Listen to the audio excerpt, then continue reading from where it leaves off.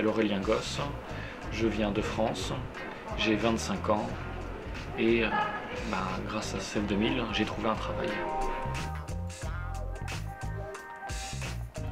Donc j'ai suivi au centre de formation 2000 une formation en tant que web développeur. Ça consiste à créer des sites web, tout ce qui va être partie code du site. Donc tout ce qui va être au niveau des fonctionnalités du site, le fait d'insérer des galeries de photos, des galeries d'images, de faire que certaines pages soient redirigées, la protection des pages, créer ce qui va être des bases de données et autres. C'est vraiment cette partie-là dont s'occupe un web développeur.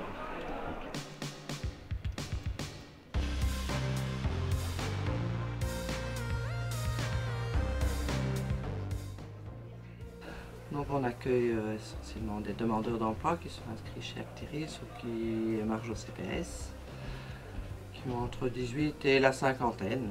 Il n'y a pas de date limite pour accueillir les personnes. Et on organise nos formations dans le secteur des technologies de l'information et de la communication. Donc, nous organisons des formations d'aide comptable, d'animateur multimédia, d'infographiste, de web développeur et de technicien réseau et téléphonie IP. Alors pour s'inscrire chez nous, en fait ce qu'on demande c'est de prendre contact par téléphone, de s'inscrire à une séance d'information. On va expliquer tout le fonctionnement du centre, les conditions d'admission, les conditions de prérequis. Et si la personne est intéressée par la formation, elle s'inscrit à ce moment-là à une séance de test. Et si les tests sont réussis, on la reçoit en entretien. Non, ce qui est dit ici reste entre nous. Regarde, dis coucou à la caméra. C'est nous et 2 millions de personnes sur Internet. On n'a pas le même public que les professeurs de l'enseignement traditionnel. Nous, c'est plutôt des adultes ou des jeunes adultes. Et l'objectif est vraiment de former à un métier.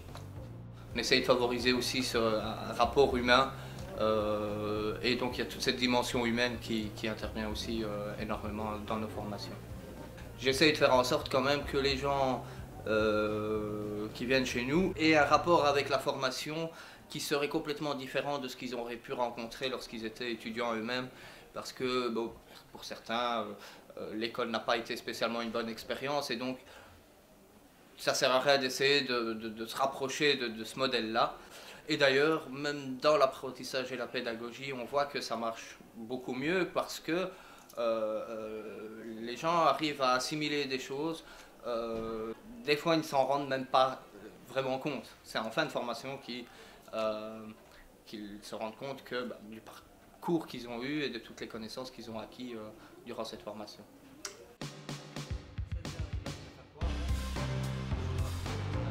Bienvenue dans notre atelier de virtualisation. Aujourd'hui, je vais vous parler de la virtualisation. Alors, qu'est-ce que la virtualisation? La virtualisation, c'est un procédé, une technique qui permet de simuler plusieurs machines virtuelles au sein d'une machine physique. Alors, moi, ce que je vais vous présenter aujourd'hui, c'est le langage que va utiliser l'ordinateur pour comprendre votre programme. Maintenant, par exemple, on va faire un for jeune, notre nom de film, je pense. Et alors, donc, ça va donner ici. On va sur un site. Hop, franchement, j'ai eu 2 formateurs super chouettes. Enfin, c'était une expérience au niveau de l'apprentissage par rapport à une scolarité qui a été super mauvaise.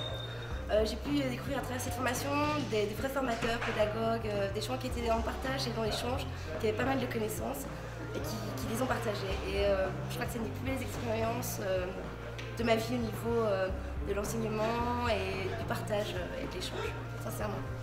Sincèrement. C'est pas drôle.